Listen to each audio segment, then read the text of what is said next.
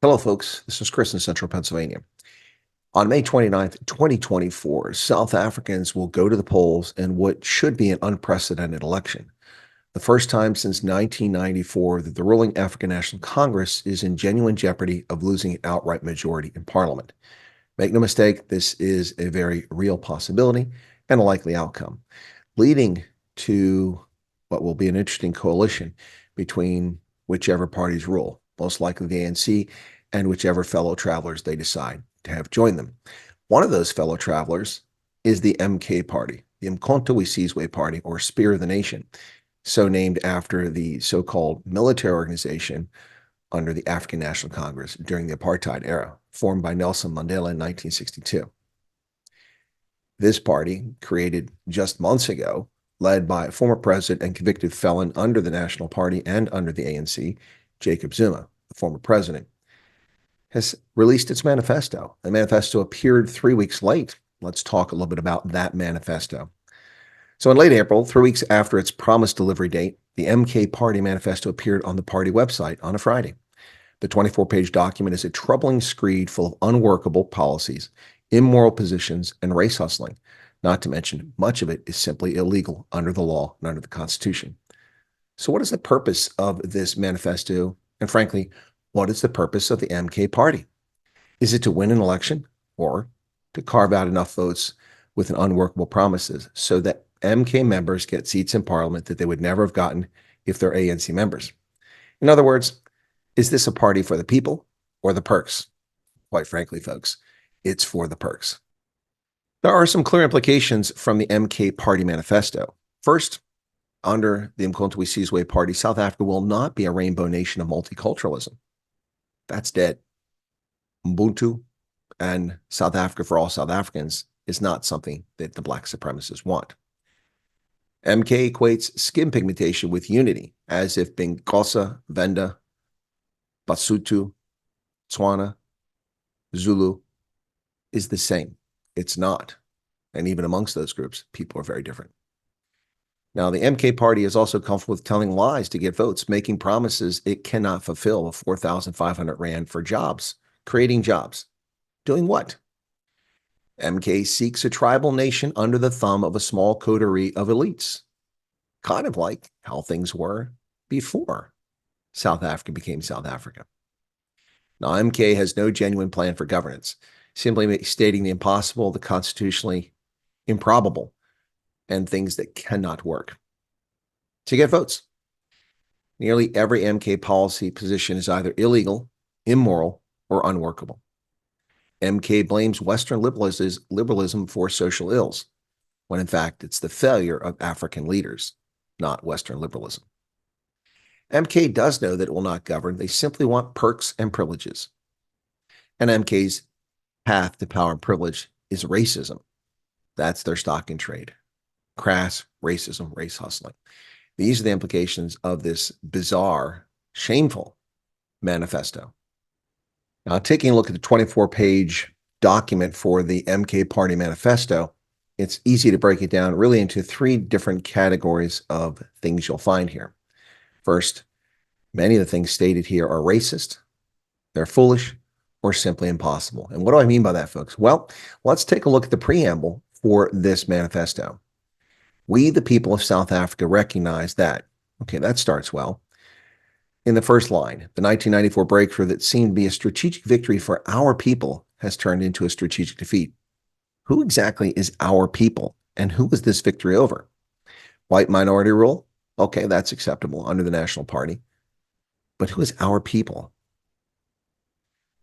The Freedom Charter of 1955 talked about all South Africans. The ANC signed up to the Freedom Charter, although they claim to be the architects of it, which they're not. Mostly written by white South African Jews in the Pan-African Congress. South African society is adrift from its core values and is struggling with moral decay. Well, that's certainly a true statement. Nearly 90 murders per day, gangs running out of control, kleptocracy of epic proportions, and decline in faith. Now, the reasons the MK says this is happening, it's compounded by a liberal constitution that constrains the political influence of the majority. In other words, mob rule. Democracy is not the best form of governance. A republic is. Democracy ensures tyranny of the majority, which is what Jacob Zuma and MK seek. Black supremacy, not equality of all, but black supremacy. And that's racist. In practice, the true wielders of power are unelected institutions and those with money.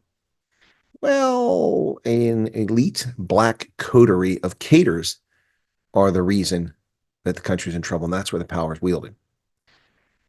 Our prolonged period of national shame since 1652 is a result of, anyway, the point here is another racist statement, as if all black people are the same, as if all of the different tribal groupings of South Africa are the same people, ignoring the actions of the Nguni-speaking peoples who invaded, conquered, and occupied what became South Africa since 1652. I think the Khoisan San would say a prolonged period of national shame since the year 500 or 1100, take your pick. The foundational issues of poverty, unemployment, and inequality stem from the theft of land and mineral resources. That's simply factually untrue. The theft of land. The ANC itself has settled nearly all 75,000 the original legitimate claims that were placed for land taken illegitimately under apartheid. But land before 1910 is not in discussion. There was no South Africa before 1910, and this is yet another racist screed. Mineral resources. They don't belong to you. They weren't exploited by you. The earth put them there for millions of years until some clever people came along and found them. Neoliberal policies under this failed government worsened unemployment, poverty, and inequality. Well, going from neoliberal policies to communism is not going to solve your problems of inequality in South Africa. So they say they recommit themselves through the MK Party and our people's mandate to fight this injustice. Which injustice is that? Let's just start with the first one here. Recentering our country on African cultural and moral values accommodative to the various spiritual beliefs and persuasions. So the 25% of your population that is not of Black African origin and does not adhere to African cultural moral values, what of them? Move our country away from constitutional supremacy towards unfettered parliamentary supremacy. Once again, tyranny of the majority. That is foolish. Expropriating all land without compensation and transferring ownership to the people under state and traditional leadership custodianship. In other words, no one owns land, but the elite tribal chieftains own land. A system that proved to be largely unworkable and led to widespread conflict for centuries with the Nguni peoples. Also a racist statement. Nationalizing banks, insurance companies, that's theft and foolish. Revitalizing our state-owned enterprises. Again, foolish. This is something that should simply be unbundled. There's no reason to have these state-owned enterprises. And then the impossible, ensuring free, mandatory, high-quality education from early childhood to postgraduate level. That's just unworkable. Providing permanent jobs to all those willing and capable at a basic salary of $4,500. Where does that money come from? You're chasing away 25% of the population.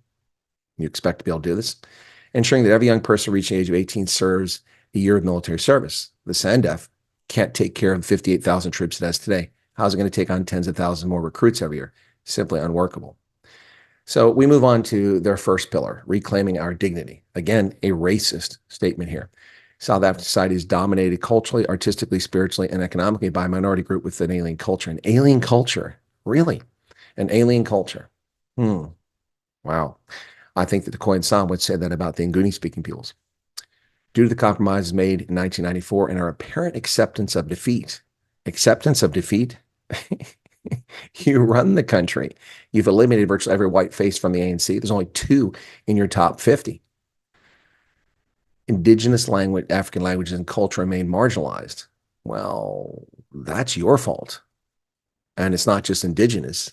It's also other African languages like Afrikaans, which are facing cultural genocide under the ANC. Now, African cultural moral values are undermined by a significant share of the population who prefer the dominant Western ways. He's speaking about Black South Africans as well. Well, that's their choice, not yours. Many of our children grow up disconnected from their heritage, losing the ability to speak African languages and moving away from ancestral traditions and values. We see a proliferation of an alien capitalist culture prioritizing money over Ubuntu, Boto, and fostering crass materialism. This is not a Western concept. It's a human concept, and you're not going to get away from it. Alien capitalist culture. Shame. It's lifted billions of people out of abject poverty, and you don't like it.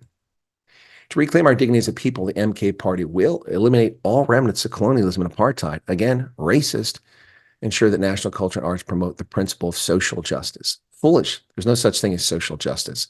It's an artificial creation of leftists who seek to bring everyone to the lowest common denominator, the lowest level, instead of uplifting everyone. Ensure that every young person reaching age 18 serves a year of military service. This is impossible. And repatriate and rebury the bodies of all our heroes who fell in foreign lands. Does that include South African Defense Force troops who died in Southwest Africa and Angola? Probably not. Once again, another racist statement. And there you have it, folks. That's what MK is all about: crass racism, crass classism, and turning the country over to an elite who Jacob Zuma and his like pick. Not a good outlook for South Africa.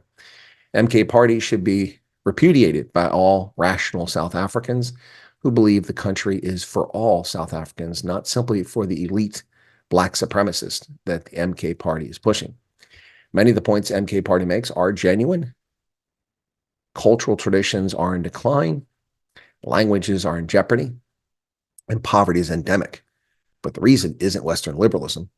The reason is neglect, malfeasance, and kleptocracy.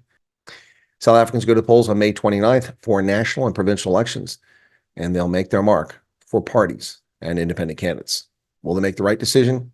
I wouldn't hold my breath. Too many people in South Africa, like the rest of the planet, still vote based on identity, not on competence.